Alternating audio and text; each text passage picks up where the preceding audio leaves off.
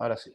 Entonces, el aparato respiratorio se divide en dos grandes grupos de estructuras, vía aérea superior, que incluye la cavidad nasal, la primera estructura, el primer lugar que va a estar asociado al sistema respiratorio, cavidad nasal, y de ahí viene una serie de tubos y elementos que van a conectarlo con la tráquea.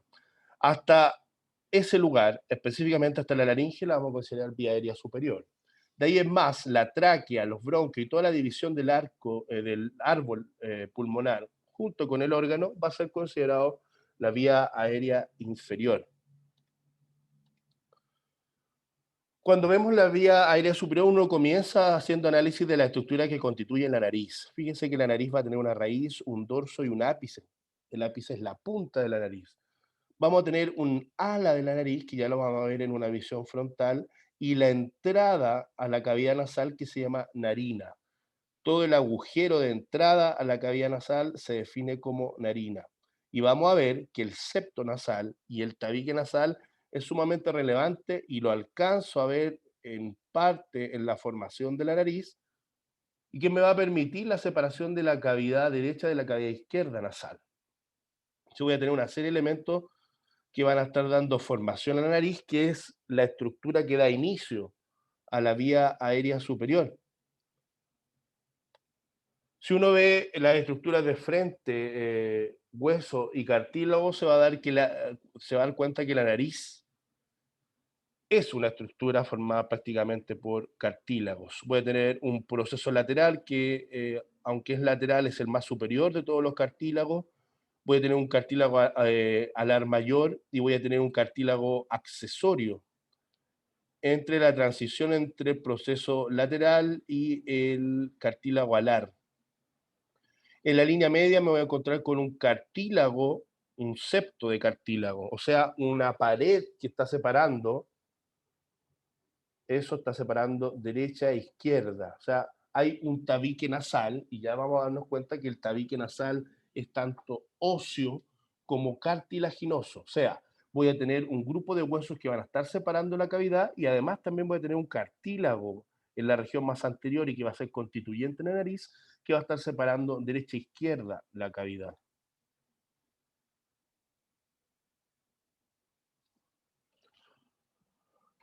Ahora, como toda cavidad, esta cavidad tiene que tener límites. Fíjense a la altura que se hizo el corte.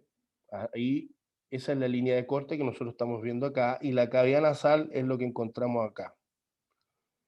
La cavidad nasal va a tener un piso que va a estar dado por el paladar. Va a tener una pared lateral que va a estar formada por las conchas nasales. Concha nasal superior, media e inferior. Va a tener un límite medial que corresponde al tabique nasal.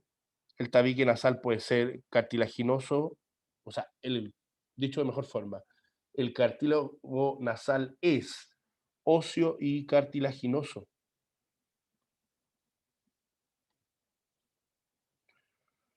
Eh, entonces, por medial el tabique nasal, por lateral las conchas nasales, ahí vemos una, vemos otra, entonces ese es el límite lateral de la cavidad nasal. Puede tener un piso que va a estar dado por el paladar, ya lo dije, y por arriba, fíjese, el límite de la cavidad nasal va a estar dado eh, por el hueso etmoides que cierra esta región, a la altura de parte, fíjese, la línea media de la cresta gali hacia las regiones laterales, ese pequeño tramo corresponde a la lámina cribosa del hueso etmoides. A esa altura y por ese punto entran los filetes nerviosos del bulbo olfatorio, que permite la inervación del tercio superior de la nariz. Evidentemente, la nariz no está asociada solamente a olfato, perdón, a respiración, sino también a olfato, lo que implica que la mucosa que reviste la cavidad nasal va a ser, el tercio más superior va a ser olfatorio y los dos tercios más inferiores de la mucosa va a ser mucosa respiratoria. Entonces tengo mucosa olfatoria, mucosa respiratoria.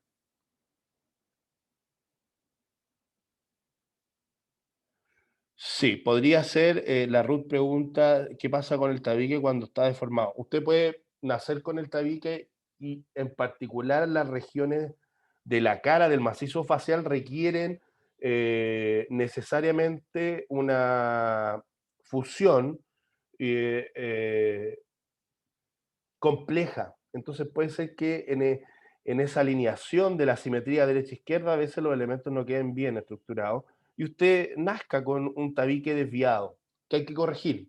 Regularmente un tabique desviado va a generar problemas respiratorios. ¿Mm?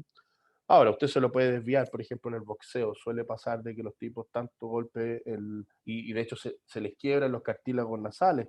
Lo primero que ve uno en un boxeador de recorrido es que tiene los cartílagos fracturados. Ahí se puede desviar este tabique y podría generar problemas. ¿A qué límite se asocia el hueso etmoides? Al límite superior. Voy a repetir rápidamente. El límite superior, el hueso etmoides, límite medial de la cavidad nasal, derecha e izquierda, da lo mismo. El tabique nasal, los límites laterales de la cavidad nasal van a estar constituidos por las conchas nasales, que ya la vamos a ver mejor, y el piso de la cavidad nasal va a estar dado por el paladar.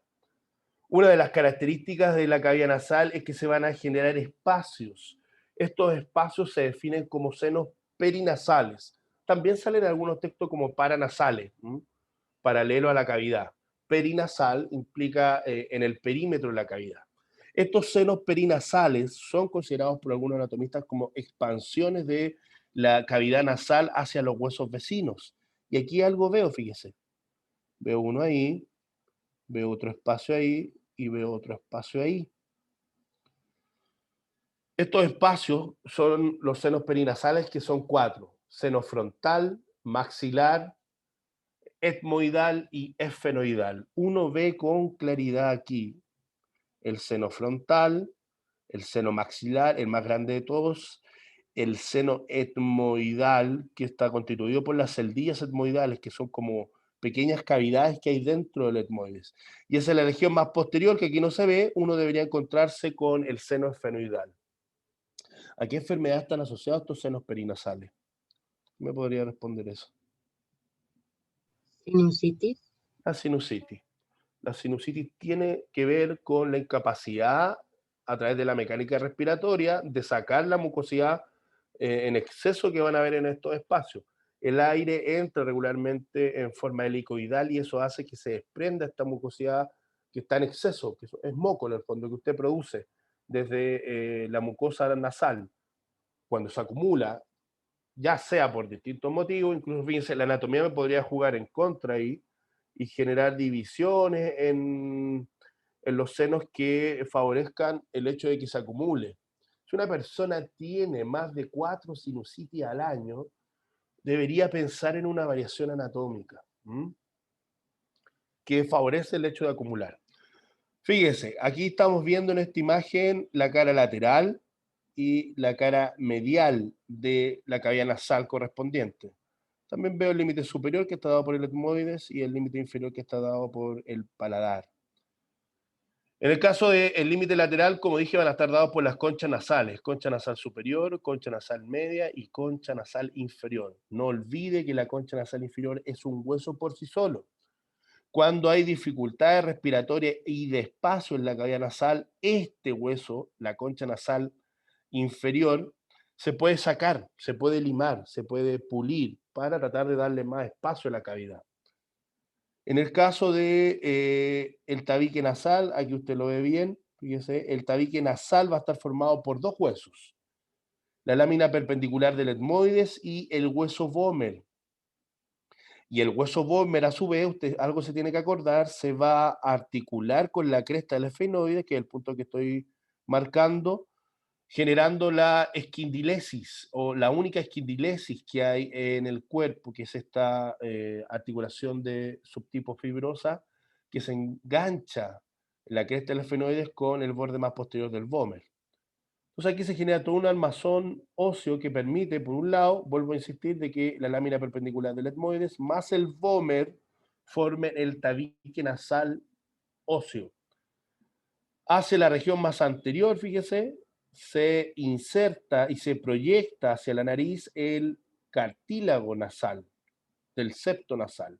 Entonces, El tabique nasal como tal va a estar dado y formado por hueso y por cartílagos en la región más anterior que termina de dar constitución también a la nariz.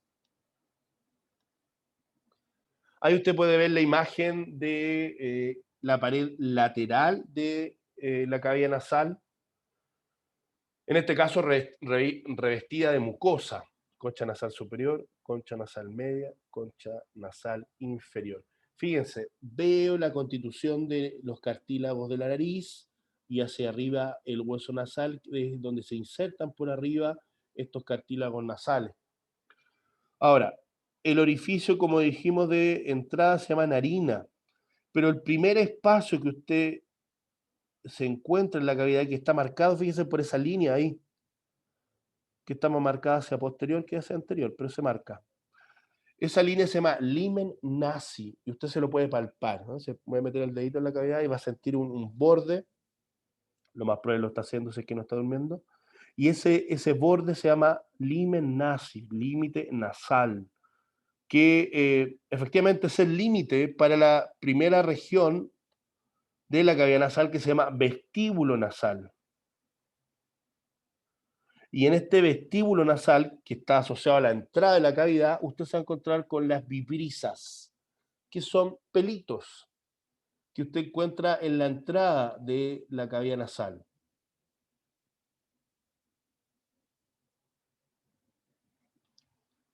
¿Sí? ¿Para qué están esos pelitos ahí? Para filtrar ¿Qué va a filtrar? el aire. El aire, ¿verdad?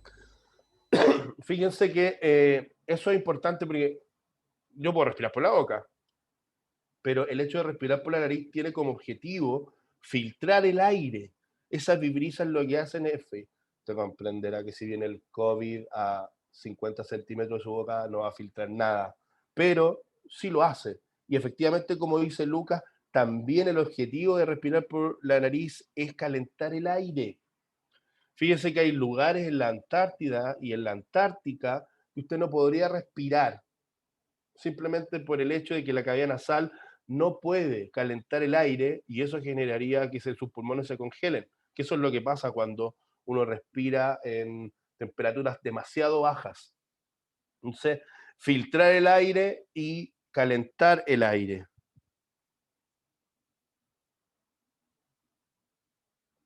Me preguntan por el hisopado.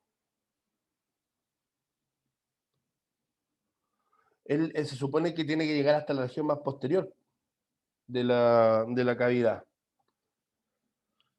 con respecto a esa pregunta. Hasta donde llega debería llegar hasta la región más posterior. Ahora, fíjese que cuando uno ve las conchas nasales, una concha nasal superior, concha nasal media y concha nasal inferior, va a haber espacios entre ellas. Va a encontrarse entre la concha nasal superior y la concha nasal media el meato superior, entre la concha nasal media y la inferior el meato medio y debajo de la concha nasal inferior el meato inferior. Cada uno de estos espacios cada uno de estos espacios van a estar recibiendo el drenaje de los senos perinasales y además, fíjese, va a estar recibiendo el exceso del saco lagrimal. Entonces, no sé si lo habíamos comentado, se da cuenta que cuando usted llora le salen moco. No sé si se ha dado cuenta. Se pone a llorar usted y aumenta la mucosidad, por así decirlo. Eso está dado porque el lagrimeo que está asociado al, al saco lagrimal va a estar inmerso justo en la línea media de la cadena a esta altura, pero por fuera, más o menos, porque aquí está la órbita y el saco lagrimal está hacia la pared medial de la órbita. Y uno alcanza a ver acá, fíjense, de hecho sale, la apertura del conducto nasolagrimal. Entonces, cuando el saco lagrimal se ve rebasado de lágrima, la drena a través de un conducto inferior que libera ese exceso de lágrima hacia el meato inferior, generando una mayor cantidad de mucosidad y que en realidad es lágrima que le está saliendo por la nariz. ¿Mm? Tarea para la casa. Quiero que averigüen eh, en qué meatos drenan los senos perinasales. Eso es la pregunta número uno de los controles. ¿En qué, cuando haya control, en qué meatos drenan los senos perinasales? Cuando uno hace un corte frontal, este corte frontal está muy bueno, fíjense, se dan cuenta que el macizo facial prácticamente es una serie de cavidades. Yo no sé si ustedes saben, chiquillos, pero se pueden generar trasplantes de cara, donde todo esto en particular se hace con un molde ortopédico y que comenzó, fíjense, este tipo de cirugía comenzaron con no sé si con la Primera o la Segunda Guerra Mundial, con los mutilados, ¿no? Donde no recuerdo si era enfermera, tiene que haber sido enfermera por el tiempo, comenzó a hacer adaptaciones, moldes ortopédicos y bien estéticos de el macizo facial. Entonces los tipos perdían parte de la cara, o sea, perdían, por ejemplo, todo esto, y ella iba y le hacía un molde ortopédico que lo enganchaba como una máscara y las personas comenzaban nuevamente a tener rostro. Entonces esto es, de alguna manera, reemplazable, eso quería decir. Vemos en la línea media el tabique nasal, a la altura del corte, lo más probable es el tabique nasal óseo. Veo la concha nasal superior, media e inferior, y entonces veo la cavidad nasal como tal, en este caso la derecha y la cavidad nasal izquierda. En la proyección, fíjese, veo el seno maxilar, los senos etmoidales, insisto, el seno esfenoidal es el que se encuentra más posterior. ¿Por qué? Porque va a estar debajo del cuerpo el esfenoide y esa parte del hueso está a esta altura, pero más posterior, más hacia atrás. Y por arriba el clásico, el más clásico de los senos frontales, el médico le pega aquí con el dedito para ver cómo está el sonido, la transmisión del sonido en la cavidad. Si cambia el sonido, evidentemente significa que cambia el espacio y cambia el contenido y puedo definir a partir de eso que el seno está obstruido. Entonces en este corte, vuelvo a insistir, veo 3 de los 4 senos perinasales, frontal, etmoidal, que se llaman celdillas etmoidales, fíjense cómo se generan celdillas, y el seno esfenoidal, que es el más grande de todos. Fíjense como dato, en el seno maxilar, perdón, en el seno maxilar está aledaño a dientes, los molares, lo que implica que una infección en una pieza dentaria podría generar, por ejemplo, una sinusitis maxilar. ¿Mm? Entonces, si a usted le duele el maxilar, piense también en una posible infección dentaria. En esta imagen nos vamos a mostrar el detalle. Fíjense, vemos el ganglio etérico palatino, cómo genera la parte de la inervación de la cavidad nasal, los 2 tercios respiratorios, y como dije hace un rato, el tercio más superior de la cavidad nasal va a estar el tercio más superior, un tercio, otro tercio, el último tercio.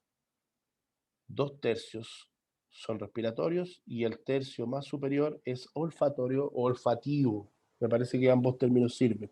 Y ahí usted puede ver efectivamente cómo desde el bulbo olfatorio se desprenden fibras nerviosas que van a inervar la mucosa de la concha nasal superior. Todo ese sector. Prende el odorante tiene que llegar hasta arriba para poder engancharse a la región de acoplamiento para poder usted sentir el olor. Entonces, cuando tengo una inflamación de la mucosa respiratoria, ejemplo más básico, rinitis, usted pierde el olfato. ¿Por qué? Porque esto se inflama y al odorante le cuesta más llegar arriba para poder generar la sensación de olor. ¿Mm? Y eso está dado por el tipo de inervación. Ahora, el aire puede entrar por la cavidad oral, lo tenemos claro, no es conveniente, seca la mucosa, no está hecho para eso y modifica parte de la mecánica respiratoria. No sé si ustedes se han dado cuenta que a veces y sucede, la mecánica respiratoria tiene que ser a veces un evento consciente. No es consciente porque es autónomo, pero se tiene que hacer consciente porque a veces la gente, aunque usted no lo crea, no respira bien porque no sabe respirar. Entonces, respira por la nariz, botar por la boca, ese mecanismo a veces se pierde. Y eso podría generar muchas cosas. Primero, que podría estar asociado a algún problema en la cavidad nasal que no permite respirar con facilidad, o algún tipo de enfermedad particular. Ahora, ¿qué sucede si yo no respiro por la nariz? ¿Cuál es el signo clásico, por ejemplo, cuando estamos durmiendo y no respiro por la nariz? Roncar. Roncar. Roncar no es menor, aunque nadie se muere por roncar, aunque no sea muy severo. Se ha comprobado que roncar genera apnea y la apnea genera microlapsus de falta de aire al cerebro y eso va generando micro daño con el paso del tiempo y las personas que roncan a la larga están asociadas, por ejemplo, a una mayor cantidad de enfermedades cardiovasculares. Entonces, a veces hay que volver a reentrenar la mecánica respiratoria de aquella persona que respira por la boca. Fíjense algo, a ver si lo hacen en la casa después. ¿Usted puede tragar y respirar a la misma vez? Difícil. Respirar y tragar a la misma vez. Eso es un poco complejo porque ambas circunstancias se cruzan en algún punto, fíjese. Ahí. Antes, a la altura, yerco.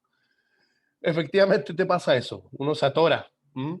Y si y estáis tragando, no la gesticulación del tragar, sino con contenido mucho más difícil. Y eso está dado por las mecánicas. ¿M? Como se cruzan en algún momento, evidentemente una tiene que hacerlo antes de la otra.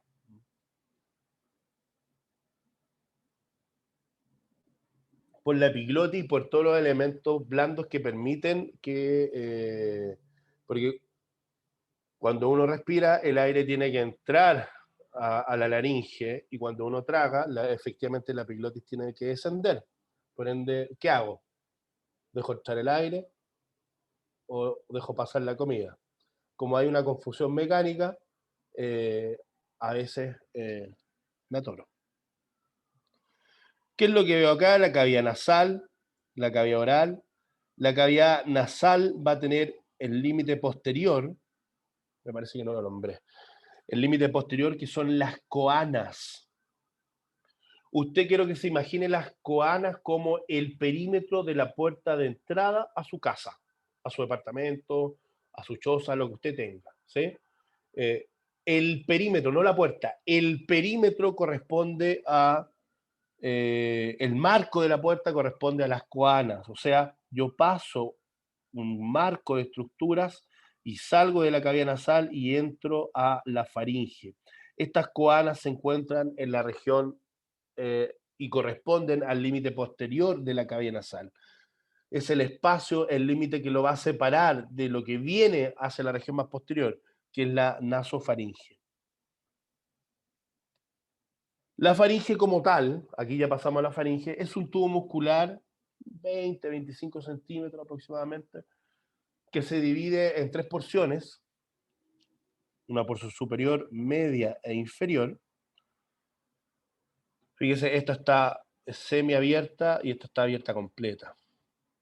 Estas tres porciones corresponden a la nasofaringe, orofaringe, que la alcanzo a ver ahí, y la laringofaringe.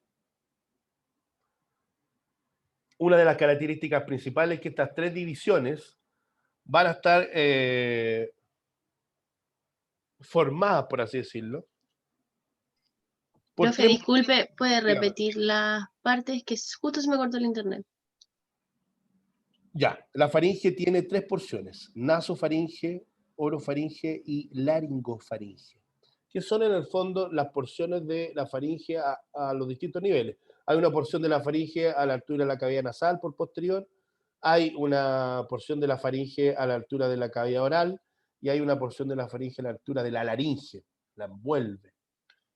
Y esta envoltura de la faringe, de estos fascículos musculares de la faringe, están dados por tres músculos que a su vez tienen distintos fascículos chiquillos, La faringe tiene varios fascículos musculares, tanto en la parte externa como en la parte interna, pero yo estoy nombrando solo la generalidad de esta división, que corresponden a los músculos constrictores. Puede tener un músculo constrictor superior, asociado a la naso, un músculo constrictor medio, asociado a la orofaringe, y un músculo constrictor inferior, asociado a la laringofaringe. Por ejemplo, cuando una persona está obstruida y tiene una reacción alérgica y se cierra la vía aérea superior, regularmente uno escucha a una persona que en la respiración, en la mecánica respiratoria, suena un silbido. No lo voy a hacer de nuevo. Ese silbido tiene que ver, lo más probable, con un problema en la vía respiratoria y que podría estar asociado, por ejemplo, estoy especulando, a que le pusieron un fármaco a usted y usted era alérgico al fármaco y empezó a cerrar toda la vía aérea. Eso está sucediendo a este nivel porque estos músculos que envuelven, fíjese, constrictor inferior, contraer, se cierra circularmente y lo va a hacer sobre la laringe, teniendo la capacidad de comprimirla y evidentemente cerrar la cantidad de aire que entra. A este nivel, fíjese, en la faringe abierta, usted ve todo ese perímetro, uno y un segundo perímetro, y ve las conchas nasales, fíjese, ve la concha nasal media y la concha nasal inferior. No veo la superior, que es la más pequeña, pero todo ese límite corresponde a la coana. La coana es el límite posterior de la cavidad nasal. ¿De dónde hasta dónde va a ir esta faringe? La faringe se inserta por arriba sobre la región de la porción basilar del hueso occipital, y a esa altura también adosado sobre la base del cráneo va a estar la tonsila faringea o amígdala faringea, como se llamó en algún momento, que es la responsable, por ejemplo, en niños de las adenoides, que le llaman, que es en el fondo un crecimiento anormal de esta tonsila faringea, que tiene como consecuencia el cierre o la obstrucción de la coana, lo que implica que la guagua, por consecuencia mecánica, comienza a respirar por la boca. Y eso se corrige de manera ambulatoria. Ese tejido dentro de las tonsilas, el tejido de la tonsila faríngea es bastante difuso, entonces se saca. Pero puede ser que en determinadas circunstancias crezca en demasía y tape la salida de la cavidad nasal, o tape la coana, y eso evidentemente va a generar problemas respiratorios. Entonces la faringe llega por arriba, se inserta en la porción basilar del hueso occipital y va a llegar hasta abajo a la altura del cartílago cricoides de la laringe. Ya vamos a ver el cartílago cricoides. De ahí en más, la faringe se continúa con el esófago. Aquí lo vemos. Perdón. Constrictor inferior, cómo se empieza a dosar y pasa a fibras musculares a dar continuidad al esófago. Entonces, desde la laringofaringe paso al esófago. Por supuesto, Yerko. Y fíjate, fumador de qué, Yerko. ¿Cigarrillo? Sí. ¿Marihuana? También.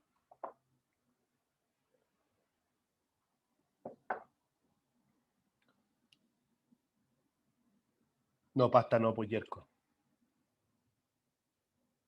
Por favor. La inserción inferior de la faringe la hace sobre cartílago cricoides. Y de ahí comienza, o hasta ahí llega el punto en realidad, porque hay continuidad de fibras musculares que le van a, lo unen al esófago, como lo estamos viendo ahí, miren. Constrictor inferior y pum. Se une a tanto con fibras longitudinales que van sobre la pared más externa del esófago, como también sobre las fibras circulares. Eh, Chiquillo, hay estudios de la marihuana que dicen que puede ser 4 veces más cancerígena que el cigarro en la garganta. ¿M? Y eso es por la fuerte combustión que genera sobre la mucosa. Entonces, ahora, ¿cuál es el problema? Que nadie llega a generar cáncer por eso, porque no fuman tanto marihuana como un fumador de cigarro crónico, por ejemplo, que en casos eh, documentados puede llegar a consumir 2 cajetillas diarias. Entonces, eh, Usted puede calcular, chiquillos, búsquelo en internet, cuántos cigarros consume, cuántas cajetillas consume a la semana, cuántos días menos de vida tiene. Laringe.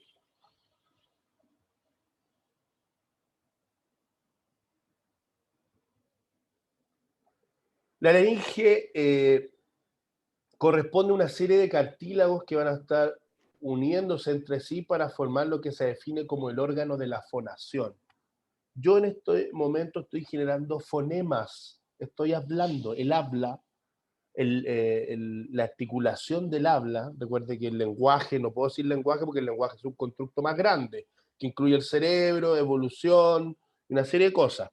Pero cuando yo hablo de fonema, de la generación de palabras, o la construcción de palabras, usted lo hace a partir del órgano de la fonación. Este órgano de la fonación va a tener 9 cartílagos, de los cuales 3 son impares y 3 son pares. Eso le da 9. Voy a tener la epiglotis, voy a tener el cartílago tiroides y el cartílago cricoides. Fíjese que es el único que está cerrado completo, casi como un anillo. Van a corresponder a los cartílagos impares de la laringe. Epiglotis, que para mí siempre ha tenido como una imagen de cobra. La epiglotis, el cartílago tiroides, el clásico tiroides que usted se puede palpar, la manzana de Adán y Eva, y vamos a tener, fíjese, corniculados, cuniformes y aritenoides. Aritenoides, el más relevante de los pares, el aritenoides, forma triangular, corniculados, que están encima del aritenoides, y los cuniformes corresponden a los cartílagos pares de la laringe. Ahí tiene 6. Para terminar finalmente con el último de los cartílagos de la laringe en posición anatómica, que corresponde al cartílago cricoides. Cuando uno lo ve en contexto sin musculatura, solo laringe y membrana, uno ve más o menos esto. ¿Quién es ese? El hueso yoides. Cuando usted habla, el hueso yoides se desplaza. Cuando usted canta, el hueso yoides se desplaza. Y eso va a estar dado porque hay elementos que lo van a estar uniendo a la laringe, fíjese. Veo el cuerpo, el asta menor, el asta mayor, que va a estar unido al cartílago tiroides a través de una estructura que se llama membrana tiroyoidea. Y el cartílago cricoide, a su vez, va a estar unido con el cricoide a través del ligamento cricotiroideo. Tengo una porción anterior y una porción más lateral de este ligamento. Además, el el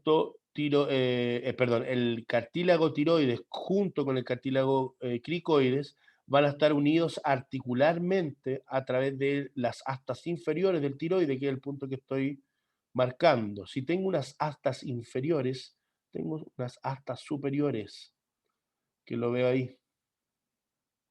Y aquí aparece, fíjese, entre el asta superior y el yoides, un cartílago que es accesorio y que no siempre está, que es el cartílago triticio. Entre el asta mayor del yoides y el asta superior del tiroides se encuentra el cartílago triticio.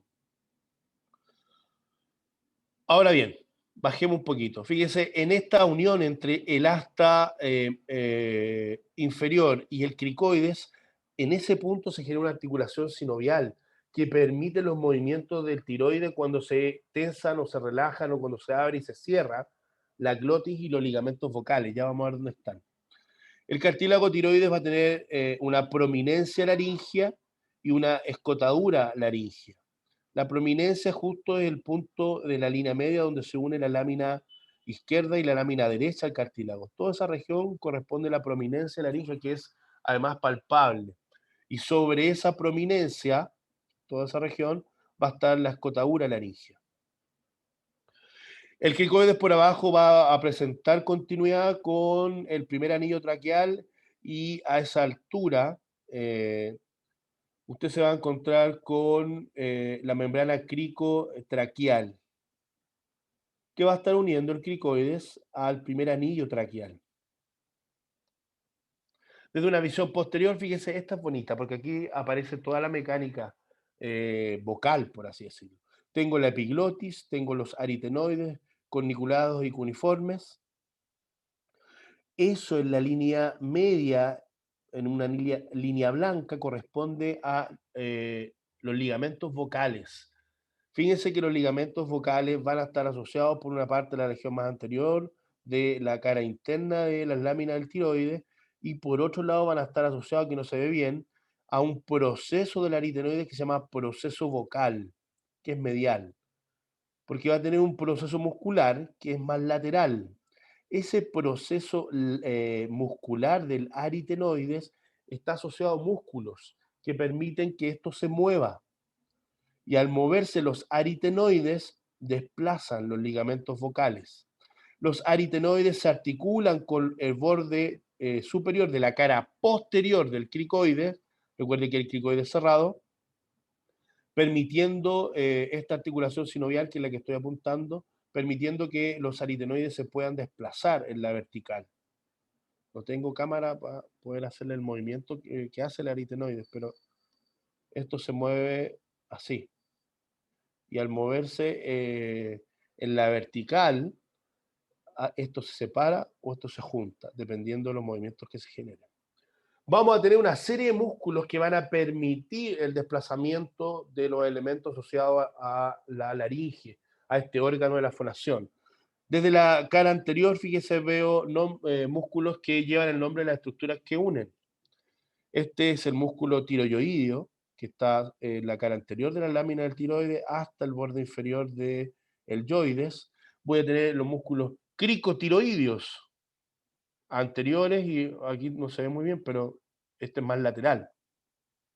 Por la región posterior voy a tener los músculos aritenoideos transversos y aritenoideos oblicuos, músculos que están sobre los aritenoides, que los desplazan.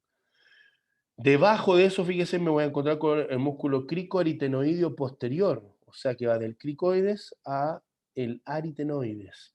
Y por arriba me encuentro con un músculo que se llama aritenoideo epiglótico, o sea, va del aritenoides a la epiglotis. Este es importante, fíjese, porque el aritenoideo epiglótico lo que hace es trabajar en el descenso de la epiglotis y cerrar vía aérea cuando usted está tragando, que era lo que conversábamos. La vía aérea se tiene que cerrar y ese cierre va a estar dado por la epiglotis. Si la epiglotis no lo alcanza a hacer, a usted le entra comida en la vía aérea.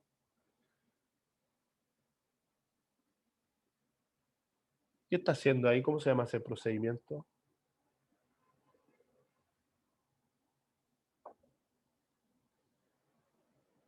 Traqueotomía. Simple, ¿no es cierto? Y lo que está, esa traqueotomía, yo la verdad, no sé, chiquillos, uno siempre tiene que estar preparado, pero a veces, y usted más que yo, porque usted es más clínico que yo, no sé si a veces estamos preparados que usted tenga el conocimiento, ¿no? Tiene que estar atento a todos los signos y a todas las maniobras que usted podría hacer. Si alguien se atora y usted no puede a través de ninguna maniobra liberar la vía aérea, usted va a tener que hacer esto, esté donde esté. ¿Mm? Y el punzón se hace sobre la membrana cricotiroidea o el ligamento, el ligamento cricotiroideo anterior, ya que va a estar desprovisto de músculo y me va a permitir un acceso directo. Ahora, insisto, en clínica, en ese contexto, es mucho más fácil que hacerlo, por ejemplo, en la calle o en la casa. Pero podría hacerlo, a eso me refiero. Usted ya con ese conocimiento podría hacerlo para tratar de salvar la vida de alguien. Me pasó algo muy curioso, chiquillos, por eso digo lo de la preparación es tan fundamental a veces. Le cuento rápido, venía llegando antes de mi cuarentena a mi edificio y uno de los conserjes tenía un dolor gigante, pecho, cuello, tenía pulso, pero sentía que algo pasaba. Nadie sabía qué hacer, justo vengo llegando, me preguntan, lo tiro al suelo, veo que su pulso está muy bajo, que estaba sudando, que ya estaba un poco desorientado. Imagínense que le digo, hay que llevarlo a la posta central. Ahora, el conserje murió. Entonces, todos deberíamos estar relativamente preparados para eso. El tipo estaba infartado, estaba teniendo un accidente vascular y la gente del edificio que lo atendió lo tuvo casi 5 horas aquí en el edificio. Evidentemente, a lo mejor no estaban preparados, no había conocimiento. Ante cualquier cosa, hospital, chiquille. Cualquier cosa. Por último, si no es tan grave, se lo van a decir ahí, pero descartamos. ¿Mm? Quedamos todos para adentro después cuando nos enteramos que el tipo no había sobrevivido. Entonces, y eso implica de que pudieron haber hecho algo más si lo hubiesen llevado a la posta central antes. ¿Sí? Así que atentos, chiquillos. Son un arma para salvar vidas y eso puede ser en cualquier circunstancia. Esta imagen me importa más que esta porque usted ya reconoce gran parte de los elementos. Pero fíjense esta imagen. Aquí ya estoy dentro de la laringe y veo un espacio que se llama ventrículo laringio y me marca por arriba y me marca por abajo. El pliegue de arriba corresponde al pliegue vestibular, lo que antiguamente se llamaba como cuerda falsa. Y lo que está debajo es el pliegue vocal, que corresponde a la cuerda vocal verdadera. Ahora, cuando uno habla de pliegue vocal, insisto, usted estoy puro apuntando porque en realidad no ve nada en específico, ve solo un espacio arriba de lo negro y el marcaje abajo de lo negro. Ventrículo laringio, pliegue vestibular y por abajo pliegue vocal. Cuando hablamos de pliegue, perdón, cuando hablamos de pliegue vocal es músculo vocal más ligamento vocal. Músculo vocal más ligamento vocal igual pliegue vocal. Y eso va a ser parte de los elementos fundamentales, toda esta región del órgano de la fonación. Epiglotis, fíjese, membrana tiroidoidea. Este es el vestíbulo laringio, la entrada, región inferior de la laringe. Por ende, en el centro de esta estructura vamos a encontrar el ventrículo laringio y los elementos asociados a la fonación. ¿Qué es esto? Fíjese. Cuando usted susurra, cuando habla despacito, implica que hay una mínima cantidad de aire pasando por las cuerdas vocales. ¿Qué sería esto que está aquí? Fíjese. Ligamento vocal o cuerda vocal o cuerda verdadera, ya si no se acuerda, que va a estar acompañado por un músculo acá, que evidentemente no se ve. Cuando el espacio está muy junto, implica que la cantidad de aire que puede pasar para generar la fonación es mínima, por eso el susurro. Pero cuando uno grita, fíjese, las cuerdas se desplazan, fíjese, cómo se están moviendo los aritenoides, y el músculo tracciona el aritenoides hacia la línea media, genera la separación de los ligamentos vocales. Evidentemente ahí se está generando un fonema con intensidad. Ahora, fíjense el detalle. La distancia entre las cuerdas se llama glotis. Ese espacio entre una cuerda y otra, ahí, y de ahí allá, y de ahí acá, se llama glotis. Por ende, aquí la glotis está en su mínima expresión y aquí la glotis está en su máxima expresión, o sea, de separación. La glotis es el espacio que se da entre los pliegues vocales y la modificación de este espacio llamado glotis es en el fondo el que cambia la intensidad del fonema. Miren nuevamente, por favor, cómo el aritenoides cumple una función fundamental. Ahí se ve muy bien el proceso vocal del aritenoides que permite la inserción de el ligamento vocal que se va hacia adelante para insertarse en las láminas del tiroides por dentro. Entonces se desplaza el aritenoides y se desplazan las cuerdas vocales, dependiendo de la dirección. Veamos si funciona esto. Vean estos datitos.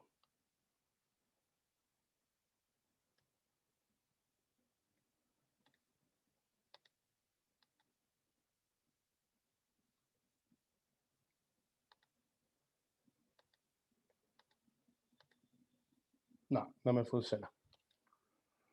A ver.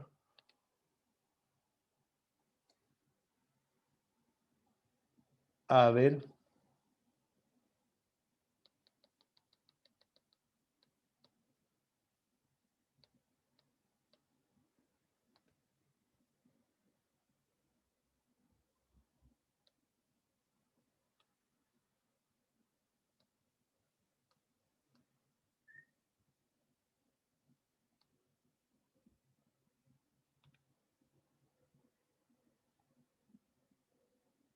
Bueno, aquí había un video chiquillo y no me funciona.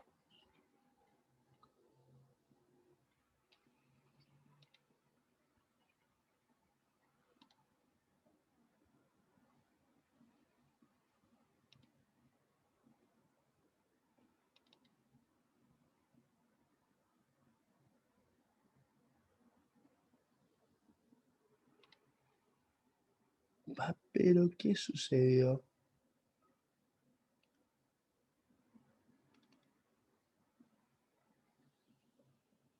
Está en YouTube, chiquillo. A ver.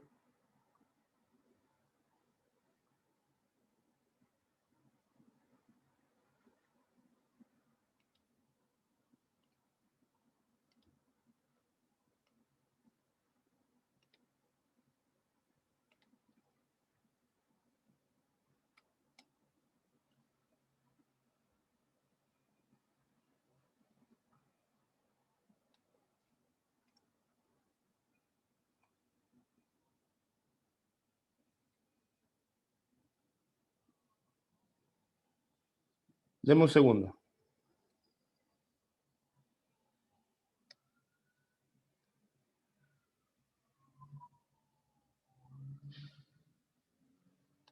Este es más corto. Take a look down the talented gauntlet of Steven Tyler, Aerosmith's lead. Lo que hacen en el fondo y lo que van a hacer es mirar las cuerdas vocales del vocalista de Aerosmith. No sé si alguien escucha o ha escuchado alguna vez Aerosmith. Entonces, miremos lo que pasa.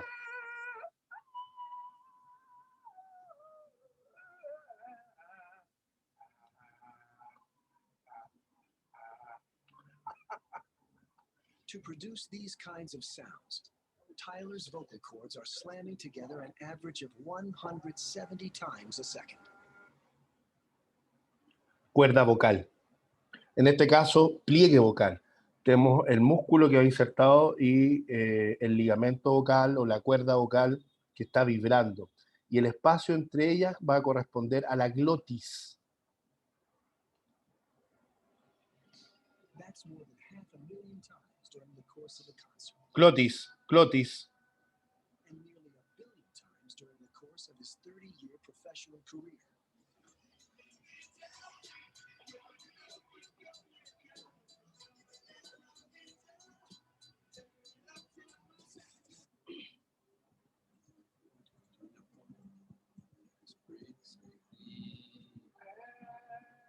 It's a rare insight into what goes on in a high-performance singer. Real-time measures of a performer is at the top of his game. Just ask Steven Tyler of Aerosmith, someone whose life's work depends on his vocal cords.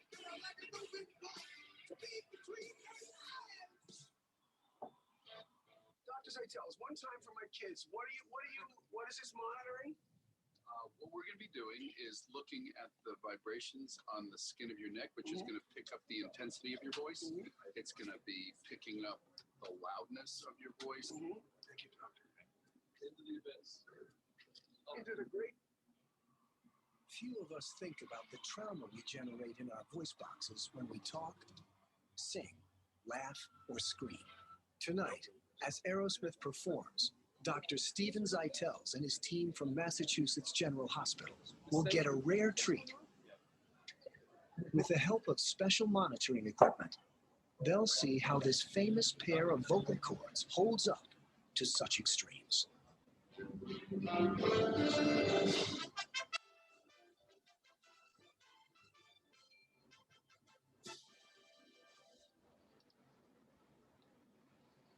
Y es así como debería vibrar. Evidentemente, usted no va a vibrar a ese nivel. Steve es otra cosa.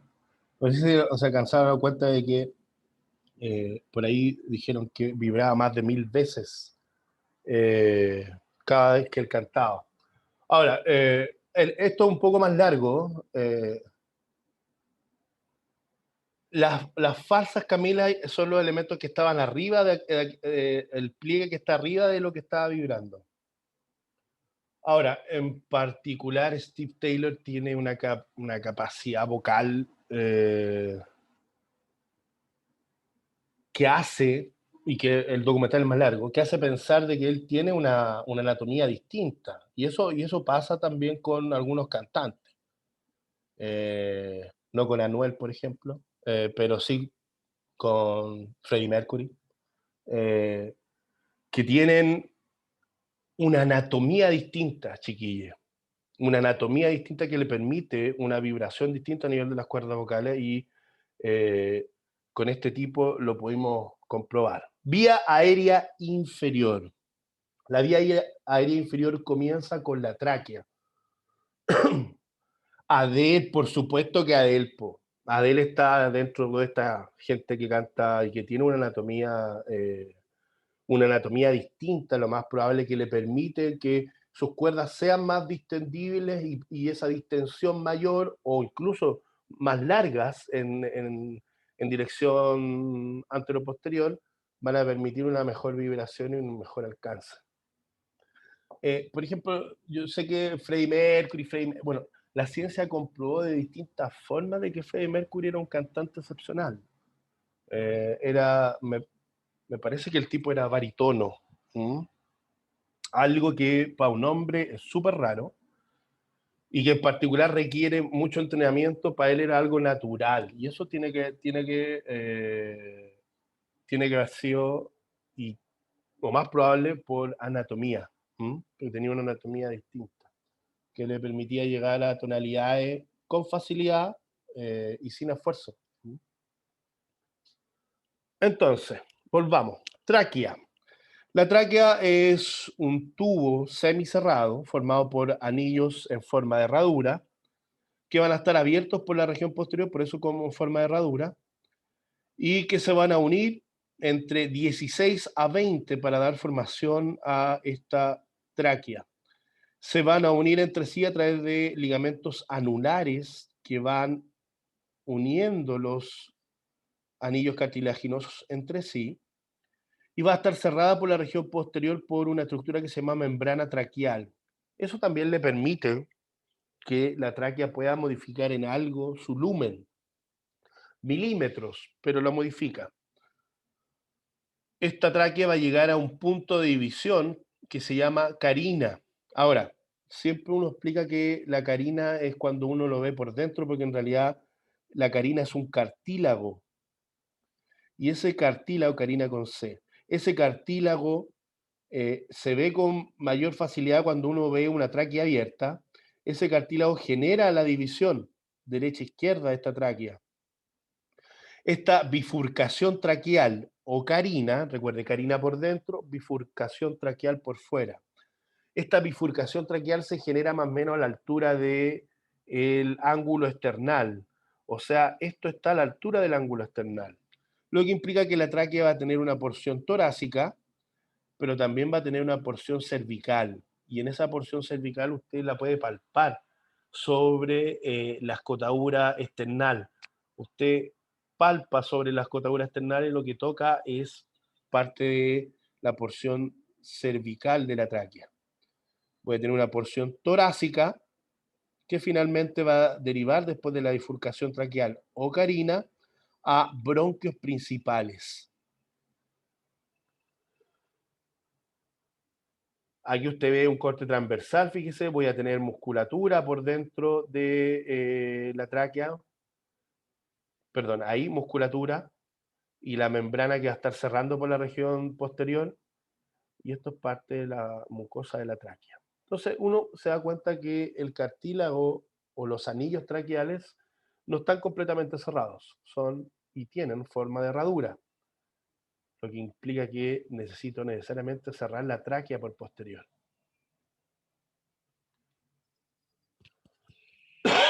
Perdón. como lo que veníamos nombrando, fíjese, a nivel cervical, la tráquea que está inmediatamente inferior al cricoides va a tener una pequeña porción cervical que la va a relacionar con los elementos más anteriores y con el paso del esófago por la región más posterior, que es lo que usted ve acá. Fíjese, esófago. Aquí encontramos membranas de tejido conjuntivo que van a estar uniendo el esófago a la membrana traqueal. Y eso, pues, evidentemente, para mantener la relación de los elementos que están descendiendo. Los primeros dos, del primer al cuarto anillo traqueal, o sea, arriba de la tráquea, uno se encuentra con la glándula tiroides. O sea, la glándula tiroides no está sobre el cartílago tiroides. La glándula tiroides prácticamente se apoya del cricoides hacia abajo. Algunos textos, de hecho, definen que no toca el cricoides. El cuerpo de la tiroides no toca el cricoides, sino que se va a posicionar entre el primer a cuarto anillo traqueal, que es más o menos lo que nosotros estamos viendo acá. Entonces, este tiene que ser lo más probable el primer anillo traqueal y ahí veo la disposición de la tiroides.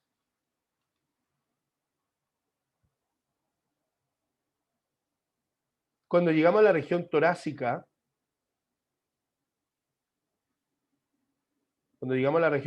lo más relevante de esto es la generación de los bronquios principales, que en esta imagen en realidad no me ayudan mucho, pero aquí sí. Fíjese que estos bronquios principales van a tener por posterior al esófago y se va a estar generando más o menos a la altura de la generación y de la aparición de la aorta. Entonces, el tercio más inferior de la tráquea, de la porción torácica, presenta relación con el arco aórtico que está apareciendo a este nivel para permitir el descenso de la aorta. A esa altura se genera la bifurcación traqueal generando un bronquio principal izquierdo que es más largo, estrecho y horizontal que el bronquio principal derecho, que es más ancho, corto y vertical. Bronquio principal izquierdo, más largo, estrecho y horizontal. Bronquio principal derecho, más ancho, corto y vertical. Lo voy a repetir porque parece que dije lo mismo en alguna parte. Lo voy a repetir. Bronquio principal izquierdo, largo, más horizontal y más estrecho. Bronquio principal derecho, más corto, más vertical y más ancho. En base a esa pregunta, si un niño se traga una bolita, se mete en la vía aérea, pasa la laringe, se metió en la tráquea, ¿hacia qué bronquio principal se va a ir? En la mayoría de los casos. Derecho, perfecto, muy bien. Por ende, por obstrucción, el pulmón derecho tiene más posibilidades de verse obstruido por esta característica. Fíjese, ya se generó la división de la tráquea, bifurcación traqueal, o si la estoy viendo por dentro, Karina, se va a generar un bronquio principal que va a derivar en bronquios lobares. Ya vamos a ver cuántos lóbulos tiene cada pulmón. Y de los bronquios lobares salen los bronquios segmentarios, que son estos pequeños cachitos que tiene.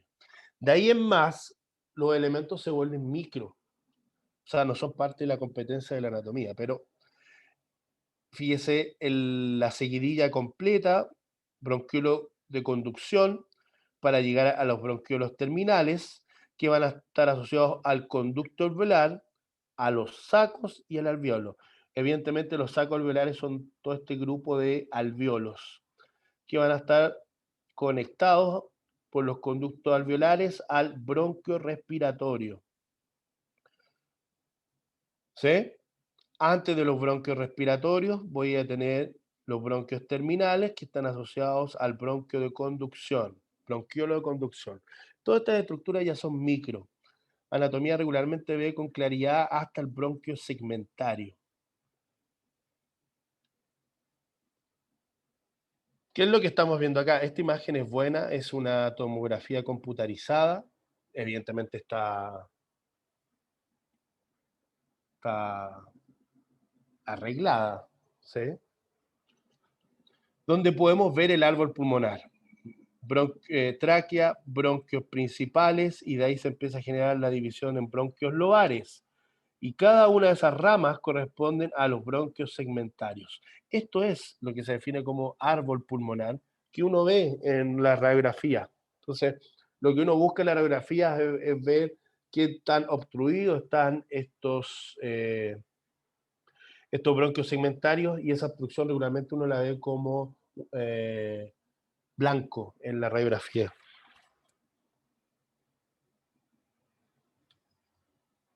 Más de lo mismo de lo que estábamos explicando. Fíjense cómo se forma el saco alveolar, y dentro del saco voy a ver un punto donde está la apertura del conducto alveolar, que va a dar paso hacia superior a todos los elementos que ya nombramos. Insisto, esto ya es micro. Pulmones. Como usted sabe, espero que así sea, usted tiene dos pulmones, derecho e izquierdo.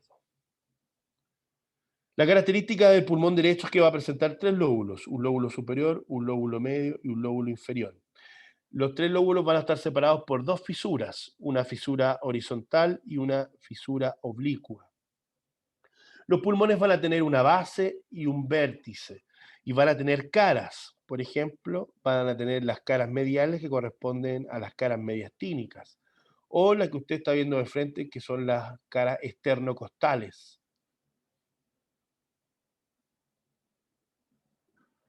Efectivamente, después fisiología le va a enseñar que las capacidades de los pulmones no son iguales, derecha e izquierda, y que el pulmón derecho tiene una mayor capacidad que el pulmón izquierdo.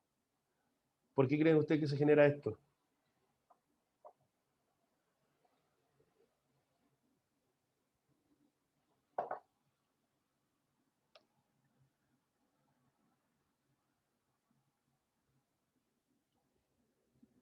Exacto, Juliet. Por el espacio que el corazón, por el espacio que ocupa el corazón. El corazón se inclina hacia la izquierda, no está absolutamente a la izquierda, 2/3 están a la izquierda, pero esa inclinación a la izquierda genera lo que usted ve acá, que el corazón quite espacio al pulmón izquierdo, generando la escotadura cardíaca, bueno, y ahí queda también una porción de algo que se define como língula pulmonar. El pulmón izquierdo va a tener, a diferencia del derecho, un lóbulo superior y un lóbulo inferior separados por una fisura oblicua. ¿Mm? Al revés, Alejandro, el tamaño del pulmón influye en la distribución de los bronquios. Ya vamos a ver por qué. Nuevamente lo mismo: pulmón derecho, fisura horizontal, fisura oblicua, fíjense cómo se conjugan en algún punto. Y pulmón izquierdo, escotadura cardíaca, que termina sobre esta formación que se llama língula pulmonar, que va a estar separada del lóbulo inferior a través de la fisura oblicua. Fíjense que la língula pulmonar está prácticamente sobre la base del pulmón izquierdo, pero pertenece de igual forma al lóbulo superior del pulmón izquierdo, aunque llegue a la base. Língula pulmonar.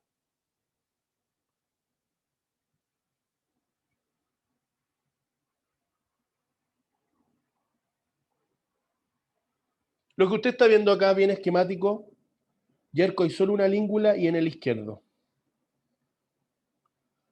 Lo que estamos viendo acá es solo para explicar, fíjese que la entrada al pulmón, que está marcada por ese círculo, se define como hilio pulmonar. Y todos los elementos que entran y salen se definen como raíz o pedículo pulmonar. Todos los elementos que entran y salen del pulmón, si yo los tomo, se llaman raíz del pulmón o pedículo pulmonar. Y la región de entrada al órgano, entrada y de salida, evidentemente, se define como hilio pulmonar, que está marcado por ese círculo. ¿A qué altura está? La característica de los pulmones es que van a estar cubiertos por una pleura. Voy a tener una pleura parietal que se va a adosar a las paredes del tórax, y vamos a tener una pleura visceral que se va a unir al pulmón, y es el que le da en vivo su color brilloso. ¿Mm? Estas pleuras lo que permiten, y además el espacio pleural comprendido entre la pleura parietal y la pleura visceral, ahí fíjese ese espacio diminuto que se ve acá, ese, el espacio pleural, entre la pleura parietal y la pleura visceral que va pegada al órgano. Vamos a tener distintas divisiones de esta pleura visceral. Vamos a tener una porción cervical, vamos a tener una porción mediastínica que se va hacia las paredes mediales, vamos a tener una porción diafragmática y vamos a tener una porción costal. O sea, en el fondo, dependiendo de qué esté tapizando la pleura, el nombre que va a recibir, o qué región. Esta es más esquemática. Entonces, tenemos, fíjese, la pleura visceral, que va directamente sobre el órgano. Y de ahí usted va a tener la parietal, que va a tener distintas porciones: diafragmática, costal, cervical, mediastínica. Ahora, a la altura de los hilios pulmonares, ambas pleuras se unen. La pleura visceral con la pleura parietal, a la altura del hilo pulmonar, se unen. Hay una continuidad entre ambas. Y esa continuidad, ese punto de unión entre la pleura visceral y la pleura parietal, insisto, a la altura del hilio, que es lo que está mostrando ahí, la unión de ambas pleuras genera una estructura que se define como ligamento pulmonar. La unión de la pleura parietal con la pleura visceral, que se hace a la altura del hilo pulmonar, se define como ligamento pulmonar. Esta imagen, fíjese, me permite entender los espacios comprendidos entre el pulmón y las pleuras, que terminan definiéndose como recesos. ¿Qué son estos espacios que usted ve acá? Receso, receso, receso, costo diafragmático en particular, lo que estamos viendo acá. Estos recesos son espacios que se van a generar en la cavidad pleural y que permiten la expansión del pulmón. Evidentemente, cuando usted hace una inspiración normal, los recesos no alcanzan a llevar, el pulmón no alcanza a tapar todos los recesos. Pero si usted hace una inspiración profunda que trata de meter todo el aire que pueda al pulmón, lo más probable el pulmón se va a expandir por todos estos espacios y estos recesos que se generan.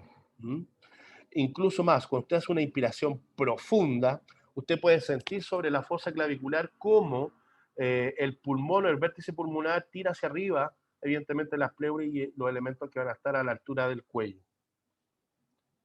Lo mismo, fíjese, aquí lo que usted está viendo es parte de la división pleural, la pleura costal diafragmática y la pleura costal mediastínica, perdón, la que va hacia la línea media. Ahí está la escotadura cardíaca, fíjese que me da de inmediato la silueta del corazón y por ende cómo le quita capacidad al pulmón izquierdo. Entonces, fíjese, ¿qué es lo otro que usted tiene que estudiar solo? Los hilios pulmonares.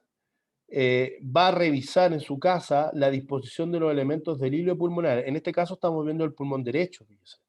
Y estamos viendo que las arterias pulmonares se encuentran hacia anterior de los bronquios y las venas pulmonares hacia la región inferior. Aquí aparece el ligamento pulmonar, que es una invaginación de ambas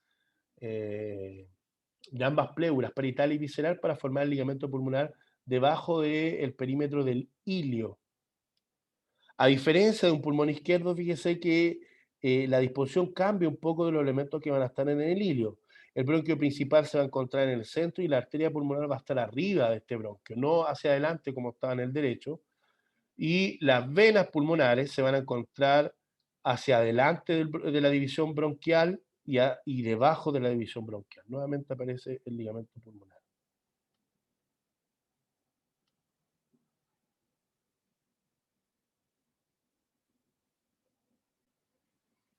El bostezo más bien es una reacción refleja más superior, Ruby.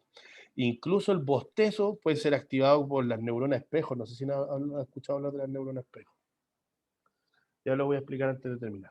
Finalmente, fíjese, los pulmones se van a dividir cuando uno suspira. No me sé la neurofisiología del suspiro. Estoy en un piso 20 y sí, está temblando. Pero bueno, estamos acá. Sigamos, por favor, para terminar, porque se me está acabando el tiempo. No me voy a meter en detalle en esto, pero fíjese que los pulmones presentan división segmentaria, ¿se acuerda de eso? Los principios de construcción del cuerpo humano, para que despierten los que están durmiendo.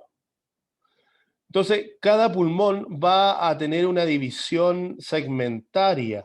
Eso implica que conozco en específico cómo se distribuyen segmentariamente las distintas partes del árbol pulmonar y eso genera un territorio bien definido en cada uno de los pulmones. El lóbulo superior, fíjese, va a tener 3 divisiones segmentarias, el lóbulo medio en el pulmón derecho va a tener 2 divisiones y el inferior va a tener 1, 2, 3, 5 divisiones. Alguien preguntó qué pasa con las capacidades y con los bronquios segmentarios. Fíjese que a pesar de que hay una diferencia anatómica, el pulmón izquierdo tiende a adaptarse en la cantidad de bronquios segmentarios a pesar de que no tenga la misma división. Usted se da cuenta, el lóbulo superior tiene más divisiones que el lóbulo superior, pero es porque no existe el medio. Por ende, ahí hay una adaptación para tratar de igualar de alguna otra forma lo que se encuentra en el lado derecho. Lo que usted ve acá es una tomografía computarizada donde veo, fíjese, la aparición de una masa.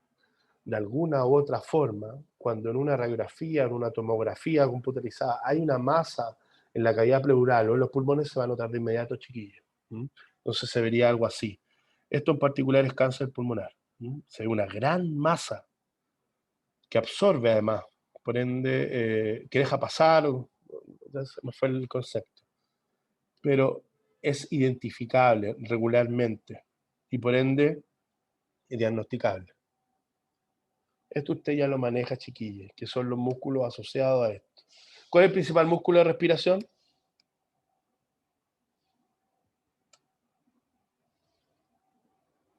¿Cuál es el principal músculo de la respiración? Diafragma, perfecto. ¿Cuáles son el resto de los músculos de la respiración? Los que usted tiene acá. Intercostal externo, intercostal interno, intercostal. No sé a quién se le... Los cerratos, Julián, son accesorios. ¿A alguien se le activó el micrófono?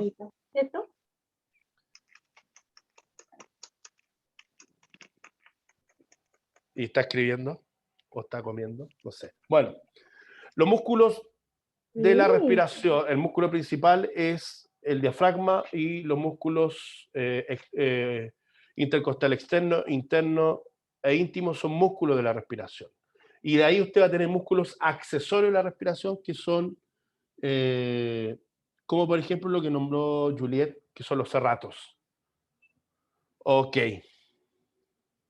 Terminamos.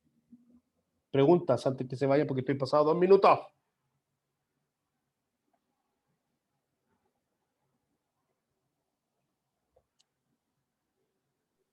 Profe, no, nada, sorry. ¿Seguro? A mí miro, ojalá.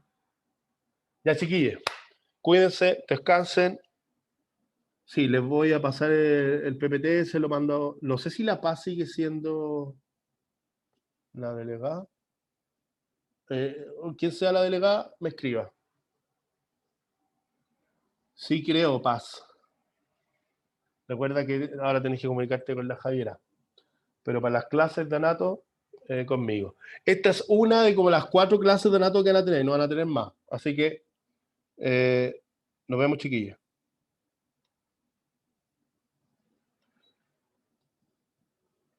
El curso está hecho para fisiología, no me puedo ir. Oh, profe. Chao. Chao, profe. Chao. Chao. Nos vemos pronto.